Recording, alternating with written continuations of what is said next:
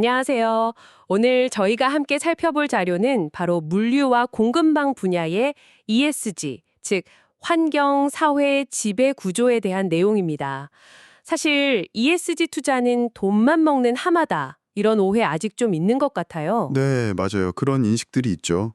근데 전 세계 ESG 투자 규모가 벌써 35조 달러가 넘고 전체 자산의 한 36% 정도 된다는 걸 보면 이게 단순한 유행은 아니라는 거죠. 36%요? 와, 엄청나네요. 그럼 오늘은 이 ESG 투자를 둘러싼 대표적인 오해들을 좀 파헤쳐보고 실제 가치가 뭔지 한번 알아보는 걸로 하죠. 좋습니다.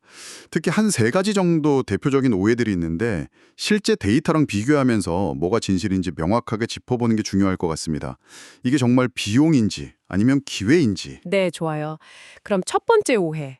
많은 분들이 그 착한 투자라는 이미지 때문에 이거 수익률은 좀 낮지 않을까? 이렇게 생각하시거든요. 실제로는 어떤가요? 그 생각과는 현실이 좀 다릅니다. 예를 들어 2024년 글로벌 ESG 펀드 평균 수익률을 보니까 8.2% 정도로 꽤 안정적인 성과를 냈어요. 8.2%면 괜찮은데요? 네. 그리고 더 재밌는 건 위험 대비 수익률이라고 하죠. 샤프 비율. 이걸 보면 ESG 투자가 0.57로 나왔어요. 전통적인 주식, 이게 0.48이었거든요. 오히려 더 높았던 거죠. 변동성까지 감안하면 더 좋았다. 그렇죠. 그리고 FTS 러셀 분석을 보면 5년 이상 좀 길게 봤을 때 장기 투자 시에는 연평균 1.4%포인트 정도 더 높은 수익률을 보였다고 해요. 이게 뭐 단기적으로는 작은 차이 같아도 복리로 쌓이면 꽤 커지거든요. 수익률 데이터는 확실히 의외네요. 그럼 두 번째 오해고 넘어가서요. 이게 그냥 보여주기식 아니냐. 소위 그린워싱이라는 비판도 있잖아요. 네, 그런 지적도 있죠. 뭐 초반에는 그런 사례가 없었다고는 말 못하겠지만요. 근데 이제는 상황이 많이 달라졌어요. MSCI의 ESG 등급이나 S&P 글로벌 CSA, FTS 러셀 ESG 평가 같은 국제적인 제3자 평가 기관들이 있거든요. 객관적인 평가 기관들이요? 네, 이 기관들이 굉장히 엄격한 기준으로 실제 성과를 측정합니다. 그냥 우리 잘해요가 아니라 진짜 뭘 했는지, 결과가 어떤지를 따지는 거죠. 실제로 평가 잘 받는 기업들 보면 뭐 환경 공급망 관리나 반부패 같은 구체적인 항목에서 거의 만점을 받기도 하고요. 실질적인 노력을 한다는 증거죠. 평가 시스템이 점점 정교해지면서 이제는 진짜와 가짜를 가릴 수 있게 된다는 거군요. 좋습니다. 그럼 마지막 세 번째 오해. 역시 비용 문제인데요. 이거 도입하려면 초기에 돈이 너무 많이 든다. 이 부분은 어떤가요? 네, 그 부분은 사실이죠. 초기 투자가 분명히 필요합니다. 예를 들어 환경 이익 쪽에서는 탄소 배출량 측정 시스템 같은 거 구축해야 하고요. 사회 S 쪽은 뭐 직원 교육이나 복지 개선, 지배구조 주의는 또 투명한 경영 시스템 만들고 하는데 비용이 들죠. 뭐 대략 연 매출의 한 0.5에서 1.2% 정도? 인증 비용만 해도 몇 천만 원 들 수 있고요. 그 숫자만 들으면 좀 부담스럽긴 하네요. 그렇죠. 근데 이걸 그냥 비용으로만 볼 게 아니라 장기적인 가치를 위한 투자다 이렇게 관점을 바꾸는 게 중요해요. 특히 뭐 탄소 중립 관련 투자는 정부 지원금이나 세제 혜택 같은 걸 활용하면 실질적인 부담을 좀 줄일 수도 있고요. 투자 관점, 그렇군요. 그럼 그 장기적인 가치라는 게 구체적으로 뭘까요? 초기 비용을 감수할 만한? 네, 한 3년에서 5년 이 정도 중장기적으로 보면 효과가 크게 세 가지로 나타납니다. 첫째는 운영 비용 절감이에요. 에너지 효율 높이면 연간 15에서 25% 정도, 폐기물 처리 비용은 30에서 40%까지 줄일 수 있어요. 또 직원들 만족도가 올라가니까 이직률도 한 20에서 30% 줄어들고요.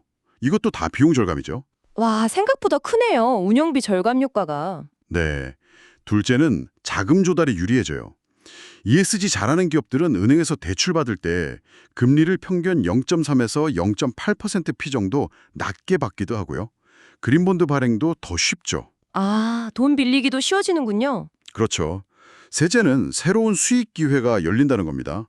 뭐 친환경 제품에 프리미엄을 붙인다든지 아니면 탄소 배출권 거래를 한다든지 ESG 관련해서 아예 새로운 사업을 시작할 수도 있고요. 비용 절감, 자금 조달 용이, 신규 수익 창출. 확실히 매력적인데요. 혹시 실제 기업 사례 같은 게 있을까요? 좀 더 와닿게. 네, 있습니다. 글로벌 제조업체 A사 사례를 보면요. ESG 시스템 구축에 한 15억 원 정도 투자를 했어요. 근데 딱 2년 만에 그 투자 비용을 다 회수했고요. 그 이후로는 연간 20억 원 이상 비용 절감 효과를 보고 있다고 합니다. 2년 만에 회수요? 대단한데요? 주로 어떤 부분에서? 주로 에너지 비용 절감하고 말씀드린 것처럼 우대금리 혜택 본기에 컸다고 해요. 국내 물류기업 비사도 좋은 예인데요. 여기는 친환경 차량 도입하고 배송 루트 최적화 같은 데 투자를 했는데 결과적으로 연간 연료비 8억 원 아끼고 정부 지원금도 15억 원 받고 또 친환경 이미지 덕분에 신규 계약 늘어서 매출도 12% 오르고 심지어 직원 만족도 올라서 채용 비용까지 60%나 줄었대요. 와, 정말 다각적인 효과네요. 연료비, 지원금, 매출, 채용 비용까지. 네, 그렇죠. ESG가 단순히 뭐 좋은 일 하자 이게 아니라 진짜 경영 성과랑 직결된다는 걸 보여주는 사례죠. 구체적인 숫자를 들으니까 ESG가 확실히 실질적인 이득이 있다는 게 느껴집니다. 그렇다면 왜 하필 지금, 특히 2025년을 기점으로 ESG가 더 중요해지는 걸까요? 뭔가 특별한 이유가 있나요? 네, 크게 세 가지 핵심 동인이 있습니다. 첫째는 규제 환경이 점점 더 강화되고 있다는 거예요. 2025년부터 유럽연합 EU 텍서노미 관련 공시를 포함해서 ESG 정보 공개 의무가 본격화되거든요. 이건 이제 안 하면 안 되는 생존의 문제가 된 거죠. 아, 법적으로 필수가 되는 거군요. 그렇죠. 둘째는 투자자들의 요구가 엄청 커졌어요. 특히 젊은 세대, MZ세대 중심으로 개인 투자자의 68% 정도가 투자할 때 ESG를 중요하게 본다고 하고요. 기관 투자자들은 뭐 말할 것도 없죠. 투자자들이 원하니까 기업들도 신경 쓸 수밖에 없겠네요. 맞습니다. 마지막 셋째는 기술의 발전이에요.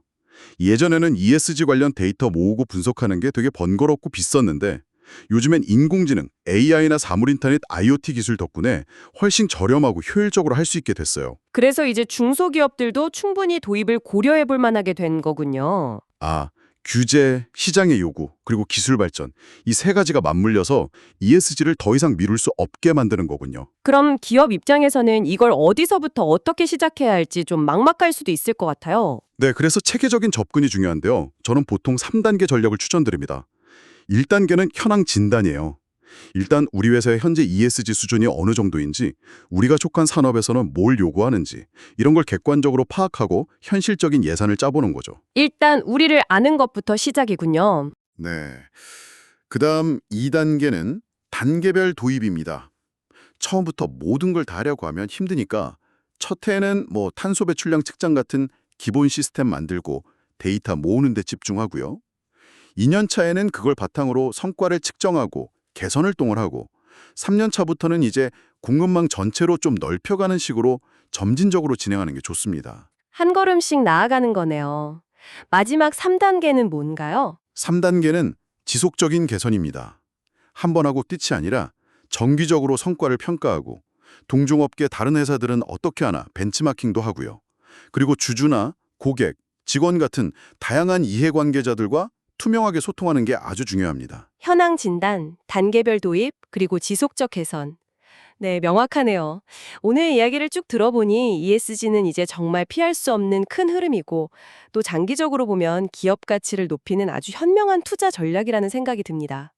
물론 초기에 비용이 들긴 하지만 운영 효율화나 자금 조달 우위, 또 새로운 성장 기회 같은 확실한 보상이 따라오는 것 같고요. 특히 탄소 배출량 측정하고 관리하는 건 이제 뭐 선택이 아니라 기업의 기본 인프라가 된 것 같네요. 지금 듣고 계신 여러분의 회사에서는 어떤 ESG 계획을 세우고 계신가요?